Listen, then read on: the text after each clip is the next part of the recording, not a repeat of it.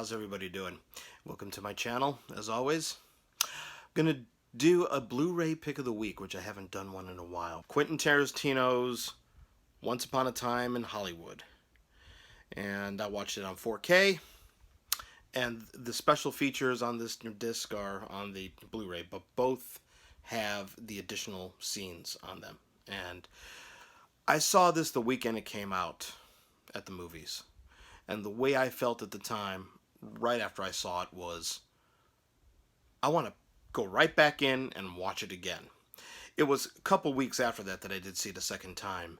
But the more I see this film, the more I love it. And the more I feel it's actually, dare I say this, Tarantino's masterpiece. Yeah. In case you don't know already, the film takes place in late 68 and 1969.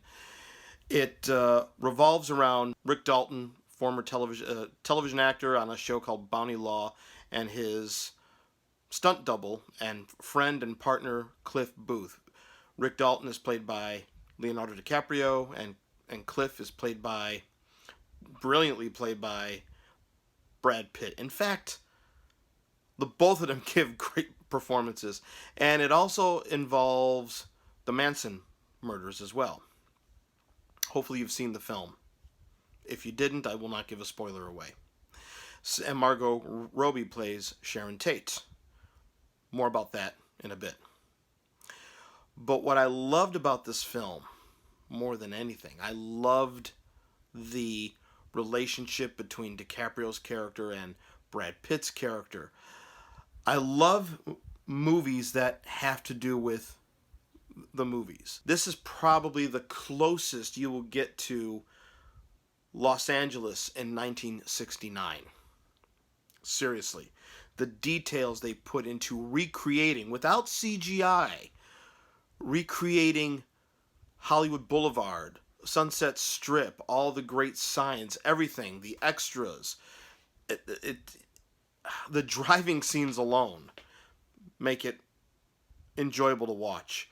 The music in the film is actually taken from KHJ Boss Radio in Los Angeles, their station checks. So you're getting everything down to what was actually playing on the radio at that particular moment, including the commercials.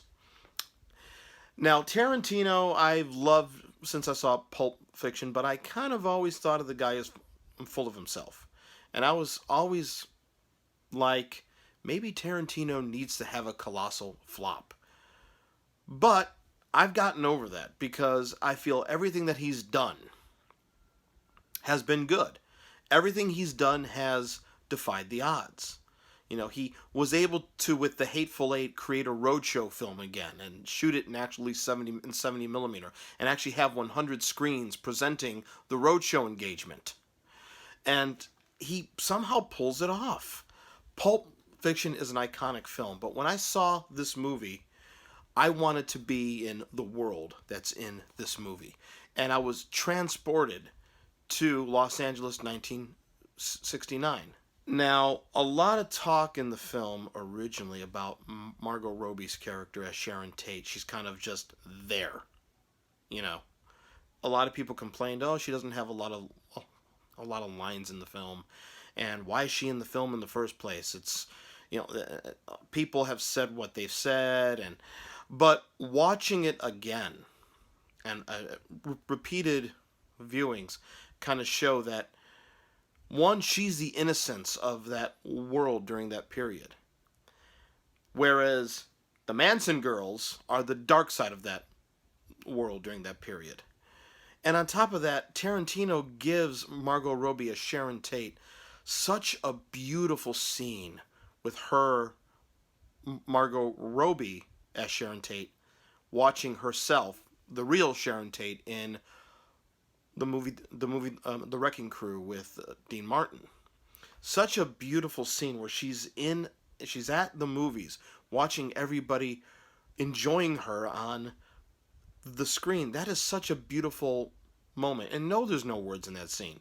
For that scene alone, Margot Robbie's character as Sharon Tate is beautiful in my eyes. And she doesn't have to say anything. when you watch the film, in my eyes, the payoff at the end, Rick Dalton being this down and out television actor trying to make the transition to movies, and he feels his time is running out, and next door to him is Roman Polanski, the hottest director in Hollywood at the time, with Rosemary's Baby being high on everybody's list at that moment, and Sharon Tate. He's thinking, man, that could be me in one of those, and maybe Roman Polanski will reach out to me. So he's aspiring to get to know them.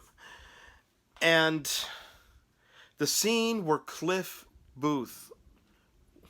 as Brad Pitt goes to Spawn Ranch, which is where the Manson family was. He picks up one of the Manson girls. And, Cliff is not really an angel in the film. But when he goes to Spawn Ranch, I love the staging and the tension of that sequence. It is so eerie. So, the sound design, everything, it's just so spooky. But I love the payoff of that scene, too. The cast is great. Al Pacino's in it. Luke Perry, right before he died, he's in it. Bruce Dern makes an appearance. It's such a great cast. The performances, I think, are great. It's probably my favorite film of the year. Right under that would be Scorsese's The Irishman, which I haven't talked about, and I'm debating on if I should talk about it. I don't know. Now, I wasn't really going to do a review of the actual disc here, but I watched the 4K disc. It's a beautiful 4K transfer. It's native 4K for you technical people out there that know what that means and know how 4K discs usually have a 2K master on there and it's up-res 4K. But this is a true 4K transfer, a true 4K digital intermediate. Everything was done in a 4K environment. It was shot on film, and in actuality, some theaters had 35mm presentations, and he even had 70mm blow-ups of this film as well. I would have loved to have seen this in 70mm had they opened it wide in 70. The sound on here, it's not, your typical Dolby Atmos immersive, but it's a DTS Master Audio HD 7.1 surround, and it still is, even without that, a very immersive soundtrack. And I know in some places it was shown in Atmos, but it's Tarantino, he's old school, so, not having an Atmos track on here does not bother me one bit. But this is a brilliant film. The more I watch this, the more I love it. The more I want to be in the world of this film. Now, Tarantino Pulp Fiction could not have made this. The violent aspects that Tarantino is known for happen more towards the end. And for Tarantino film, this is a really mature film for him in my eyes. And yes, he rewrites history. And if you know the spoiler at the end of the film already, I'll just say, to me, it was satisfying. Knowing the history of what actually happened, it was totally satisfying. There you go. I said it. If you don't know, well, that's all I'll give. But Tarantino's Once Upon a Time in Hollywood, I really love this movie. So thank you very much. Thank you for watching. And I got some new videos. I've been kind of lax, so I apologize for that.